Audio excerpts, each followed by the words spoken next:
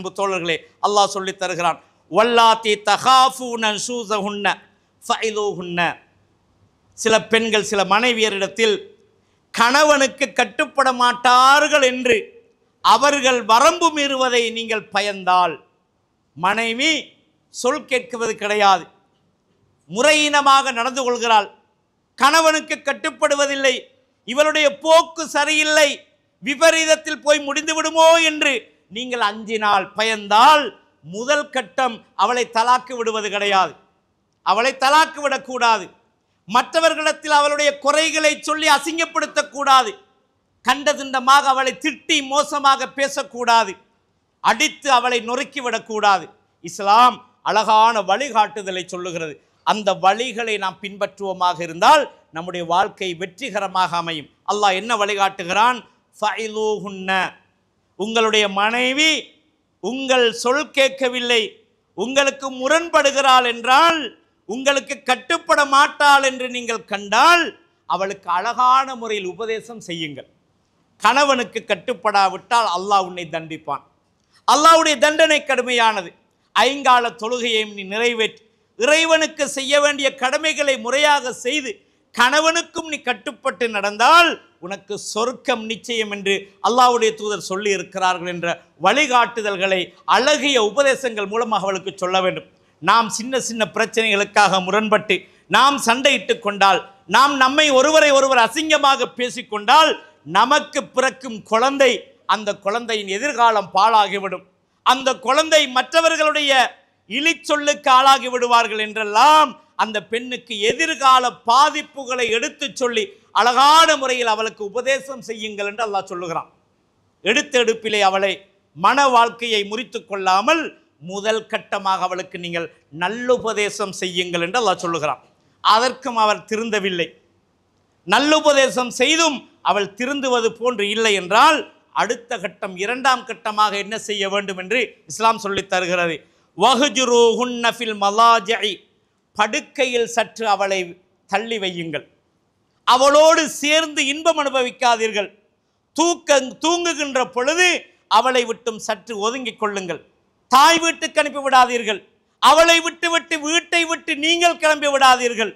அப்படி சொல்லவில்லை இஸ்லாம். சற்று உங்களோடு உங்கள் வீட்டில் தான் இருப்பாள், ஆனால் படுக்கையில் அவளோடு இன்பம் கொடுக்காமல், சேர்ந்து தூங்காமல் சற்று நீங்கள் ஒதுங்கிக் கொள்ளுங்கள், அவளை ஒதுக்கி வைத்து பாருங்கள் என்று இரண்டாம் கட்டமாக இஸ்லாம் சொல்லுகிறது. இதையும் செய்தோம், அவள் திருந்தவில்லை, மாறு செய்து கொண்டே இருக்கிறாள், முரண்பட்டு கொண்டே இருக்கிறாள், அடம்பிடித்து கொண்டே இருக்கிறாள் என்றால் மூன்றாவது ஒரு வழியை இஸ்லாம் சொல்லித் தருகிறது. என்ன வழி தெரியுமா? வத்ரிபூஹுன்ன. இலகுவாக அவளுக்கு அடியுங்கள்.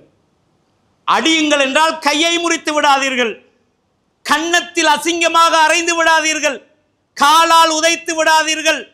மெதுவாக திருத்தும் நோக்கத்திலே அடித்தால் பயந்து அவள் கட்டுப்பட்டு விடுவாள் என்று காயம் ஏற்படாத விதத்தில், வெளிமக்கள் முன்னிலையில் இல்லாமல் தனிமையில் இருக்கும் பொழுது நீங்கள் மெதுவாக அவளை அடித்து பாருங்கள். கணவன் கோபப்படுகிறான், நம்மை அடித்து விடுவான், இனி நமக்கு கடுமையாக தண்டித்து விடுவான் என்று பயந்து அவள் ஒரு வேளை திருந்தி விடுவாள். எனவே மூன்றாம் கட்டமாக மெதுவாக அவளுக்கு அடித்து பாருங்கள் என்று அல் குர்ஆன் சொல்லிவிட்டு சொல்லுகிறது. வலா தபு அலைஹின்ன சபீலா. அவள் வழிபட்டு விட்டாள், உபதேசம் செய்கிறீர்கள், கட்டுப்பட்டு விட்டாள், அல்லது அவளை படுக்கையில் சற்று அகட்டி வைக்கிறீர்கள், அதனால் திருந்தி விட்டாள், அல்லது மெதுவாக அடித்து பார்க்கிறீர்கள், அதனால் திருந்தி விட்டாள் என்றால், இப்படி ஏதாவது செய்யும் பொழுது அவள் வழிக்கு வந்து விட்டாள், சற்று திருந்து விட்டால், அவருடைய கெட்ட குணங்களை மெதுமெதுவாக கைவிடுகிறாள் என்று நீங்கள் கண்டால், ஃபைன் அத்தானக்கும், உங்களுக்கு அவள் வழிபடுகிறாள் என்றால், ஃபலா தபு அலைஹின்ன சபீலா, வேற வழிகளில் அவளுக்கு எதிராக எதையும் நீங்கள் செய்யாதீர்கள், அவளுக்கு அநியாயம் செய்யாதீர்கள், அவளை துன்புறுத்தாதீர்கள். பெரும்பாலும் சண்டைகள் ஏற்படுவது எதனால் தெரியுமா? மனைவியை சீண்டி பார்ப்பதற்காக அவளுடைய பெற்றோர்களை, அவளுடைய குடும்பத்தை இழுத்து ஏதாவது சொல்லுவது, அதை அவள் தாங்கிக் கொள்ள மாட்டாள். சகோதரர்களே, நம்முடைய தாயை யாராவது நம்மிடத்தில் சொன்னால் நம்மால் ஏற்றுக்கொள்ள முடிகிறதா? நம்முடைய தந்தையை யாராவது நமக்கு சொன்னால் நமக்கு ஏற்றுக்கொள்ள முடிகிறதா? அது போன்றுதானே அவளுக்கும் அது தாய், அவளுக்கும் அது தந்தை, அவளுக்கு அவன் சகோதரன். அவர்களை இழுத்து அவனை வேறு விதமாக நாங்கள் பேசுவதை அவள் எப்படி தாங்கிக் கொள்வாள்? சிந்திக்க வேணாமா சகோதரர்களே? நமக்குள்ள மனநிலை தானே அவளுக்கும் இருக்கும். எனவே இதன் மூலமாகத்தான் அதிகமான குடும்பத்திலே பிரிவும் சண்டையும் சச்சரவும் ஏற்படுகிறது. எனவே பெண்களுக்கு முதல் கட்டமாக உபதேசம் செய்து பாருங்கள். திருந்தவில்லையா? படுக்கையில் சற்று ஒதுக்கி வைத்து பாருங்கள். அப்பவும் திருந்தவில்லையா? மெதுவாக அடித்து பாருங்கள். இதோடு திருந்திவிட்டால் வேறு எந்த வழியையும் அவளுக்கு செய்யாதீர்கள், அத்துமீறாதீர்கள் என்று அல்லாஹு தஆலா சொல்லிவிட்டு மேலும் அல்லாஹ் சொல்லுகிறான், வைன் ஹிஃப்தும் ஷிகாக பைனிஹிமா, கணவன் மனைவியாகிய அந்த இருவருக்கும் மத்தியிலே பிரிவினை ஏற்பட்டுவிடும், பிளவுகள் ஏற்பட்டுவிடும் என்று நீங்கள் பயந்தால் நான்காம் கட்டமாக அல்லாஹ் சொல்லுகிறான். இதையெல்லாம் செய்தும் திருந்தவில்லை, இனிமேல் பிரிவு வந்துவிடும், ஏதாவது விபரீதம் ஏற்பட்டுவிடும், பிளவு ஏற்பட்டுவிடும் என்று நீங்கள் பயந்தால் நான்காம் கட்டமாக நீங்கள் என்ன செய்ய வேண்டும்? காலிக்கோட்டுக்கு செல்ல வேண்டாம், பள்ளி வாயிலில் வந்து அவளை நிறுத்தி மானத்தை வாங்க வேண்டாம். என்ன செய்ய வேண்டும்? உங்களுக்கு மத்தியிலே ஒரு சமாதானத்தை உருவாக்க வேண்டும். அதற்கு ஒரு வழி இஸ்லாம் நான்காவது கட்டமாக ஒரு வழி இஸ்லாம் சொல்லித் தருகிறது. என்ன செய்ய வேண்டும்? ஃபபஅஸூ ஹக்கமன் மின் அஹ்லிஹி, கணவனின் குடும்பத்தில் இருந்து ஒரு நடுவரையும், வஹக்கமன் மின் அஹ்லிஹா, அந்த மனைவியின் தரப்பில் இருந்து ஒரு நடுவரையும் ஏற்படுத்துங்கள். அனுப்பி இன் யுரீதா இஸ்லாஹன், அவர்கள் இருவரும், அந்த நடுவர்கள் இருவரும், கணவனின் குடும்பமும் மனைவியின் குடும்பத்தில் உள்ள இரண்டு நடுவர்களும் அந்த கணவன் மனைவியாக இருவரையும் இணக்கப்பாட்டை உண்டு பண்ணுவதற்காக அவர்கள் விரும்பினால் யுவஃபிகுல்லாஹு பைனஹுமா, அந்த இருவருக்கும் மத்தியில் அல்லாஹ் ஒற்றுமையை ஏற்படுத்துவான் என்று அல்லாஹ் சொல்லுகிறான். இன்னல்லாஹ கான அலீமன் ஹபீரா.